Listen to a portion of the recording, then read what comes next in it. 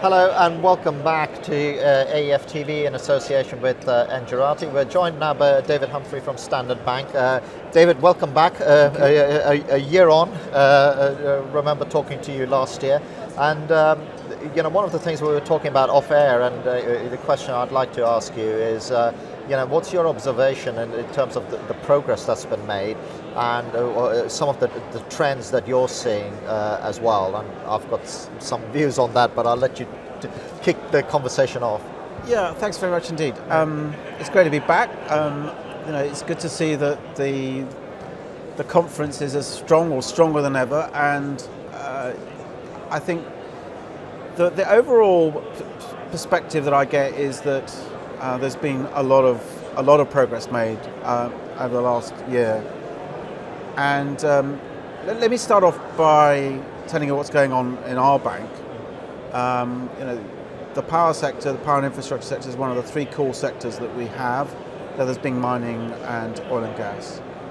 And the revenue growth that we're seeing out of those sectors, and it's not just about the big projects.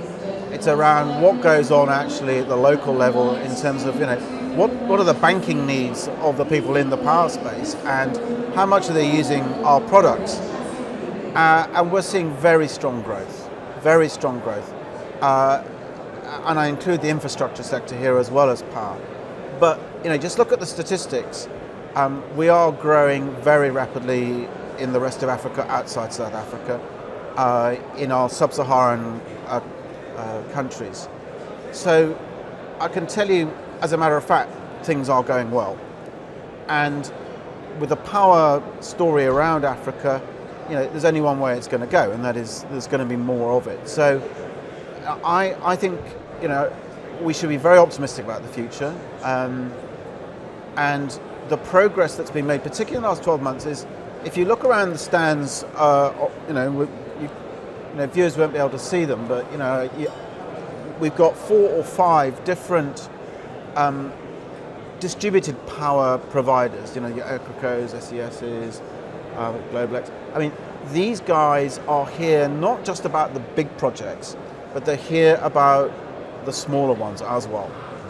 And we hear a lot about the need for government to put X, Y, and Z in place. But actually, in a lot of parts of Africa, X, Y, and Z is already in place. So you go into Kenya, you go into parts of Zambia, you look at what's happening in Ghana. Things are happening on the ground, and those products that the distributed power people are putting in, and you have to mention GE as well. These are all opportunities which commercial banks like ourselves can help deliver. So I think that in a way is the visible side of it. And I'm not saying that the conference is becoming a trade show. There's still a lot about projects and financing, but the very fact that they are here actually speaks to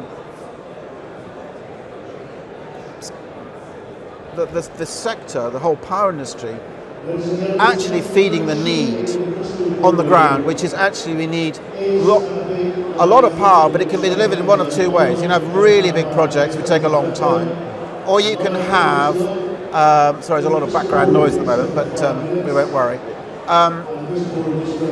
Or you can have a lot of smaller projects. And I think it's the latter which people really don't pick up on, but they're increasing in volume. Because that is another thing where we are, one of the trends that I'm picking up on, and I'll talk about another one in a second, is this, let's to give it a notion, this distributed generation type thing, where and people saying, well, actually, it doesn't have to be huge. Lots of little things make up the sum of the whole. Exactly. And are you sort of seeing, and there's a lot of talk about renewables and being in a position where they can deliver those smaller projects quicker. Is there also sort of a technology impact that's causing a tipping point here as well? Yeah, look, I mean, I think you need to distinguish between the 24-hour baseload requirements and what most of renewables gives you at the moment, and particularly on solar and wind, which is, when it blows, if it's wind, and when it's sunny, when it's solar. So it's not base load, but it as an additional ability to feed into the grid. It's a relatively quick win, and you've seen a huge success story in South Africa. There's going to be more of that, and we're now seeing that starting to roll out into places like Kenya.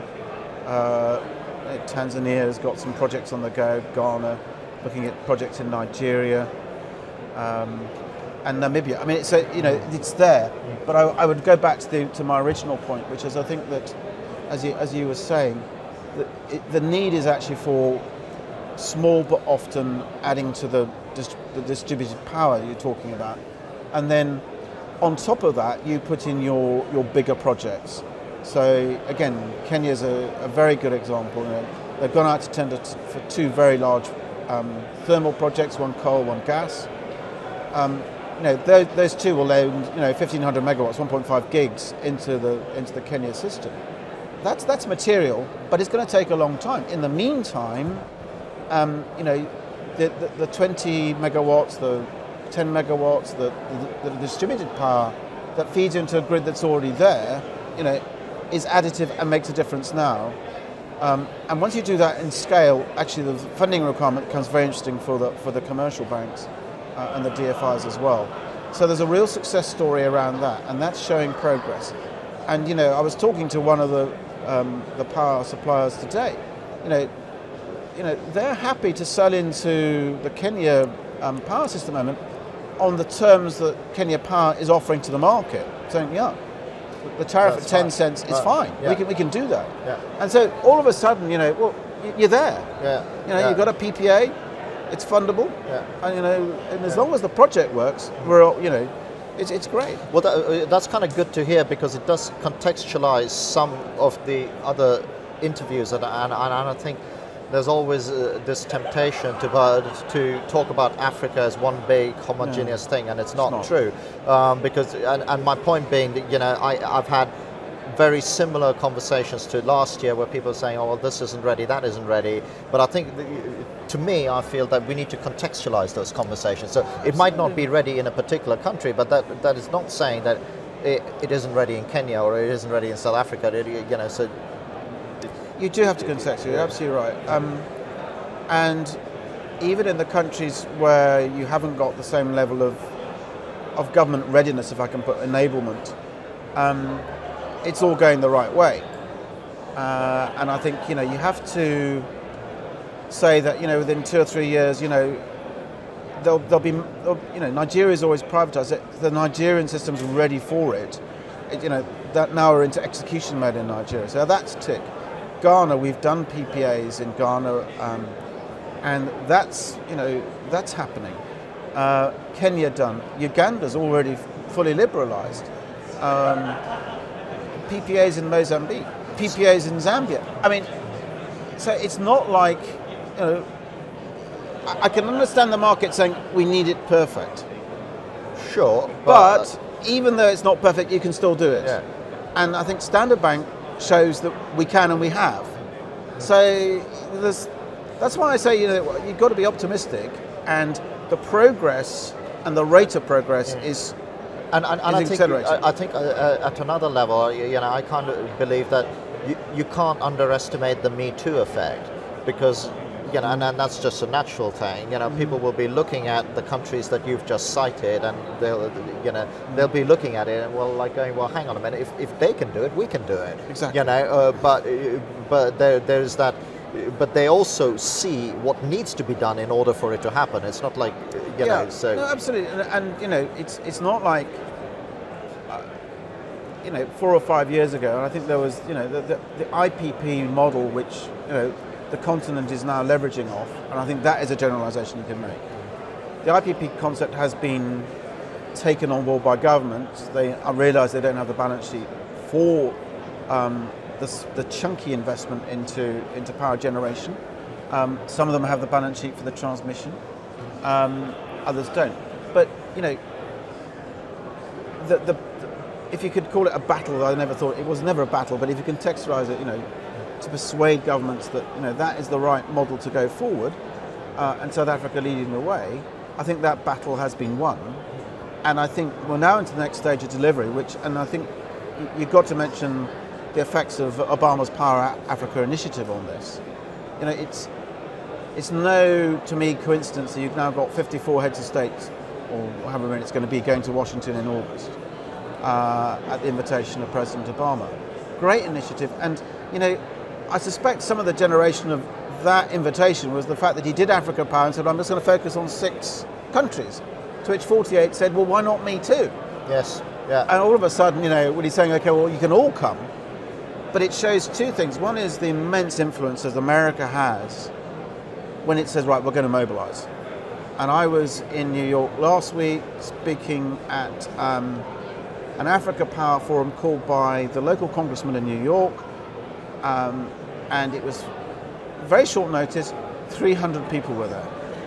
And most were representing institutions with a lot of money, like Denham, like Carlyle, GE. I mean, there was a lot of money in the room. There's a wall of money waiting to come into Africa from America.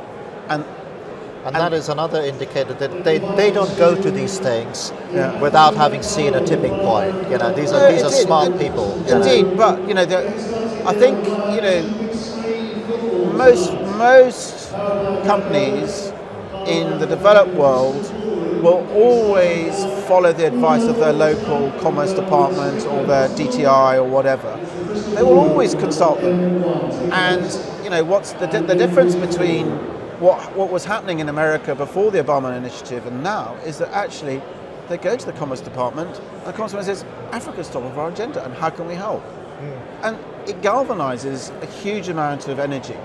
Now, let's see what happens. But it's, as far as we're concerned, and we were one of the founding partners of the Power Africa initiative, it's a huge success story just because of the momentum it's getting. And I have no doubt that we'll be signing a lot more deals in the future, in the next 2 or 3 years, if not shorter time frame, because of that. And that's another sign of the progress that's being made. Well, that is a whole different timescale that perhaps you or many other interviewees were saying last year, and that is significant in itself. Yes. We're coming to the end of our time here. Final question. You mentioned some trends. Are there any other trends that you're seeing other than what I almost feel? Maybe hindsight will tell us it's a tipping point. I think so. The investment on the power side is happening, and it's happening at 2 levels. One is the small power, and also the major project. And by major project, I mean sort of 100 to 150 megawatts upwards. A lot of activity in both those sectors.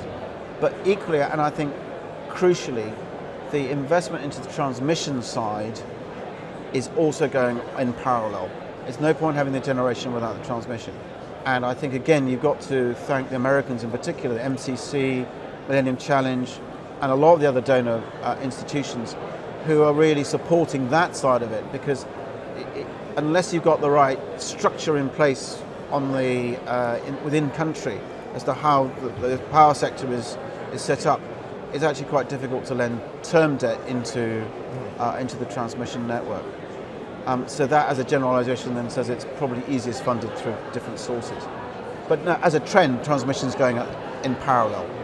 And one of the other things that I've heard a little bit more, and then we'll finish off, is also this interconnecting cross-border transmission. Yeah, no, absolutely. Yeah, going on in West Africa. You've already got the South African power pool, so it's already there. Look, and that's another. The local utilities are, they all know what they're doing. These guys know what they're doing. In Mozambique, 10 years ago, 4 provinces were connected to the grid. Now it's only out of 22, 4 that are not.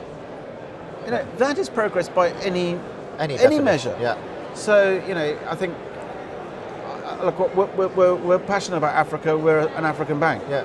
But it's happening. Yeah. It's great news. And that's a great note to end it on, and we'll sign off the end of the day. We've got a football match to look at. Go England. Go England. So there we go. On that note, thank you for watching this interview, and we'll see you online for more interviews, which will happen tomorrow, the last day of Africa Energy Forum. Thanks again. Okay, cheers.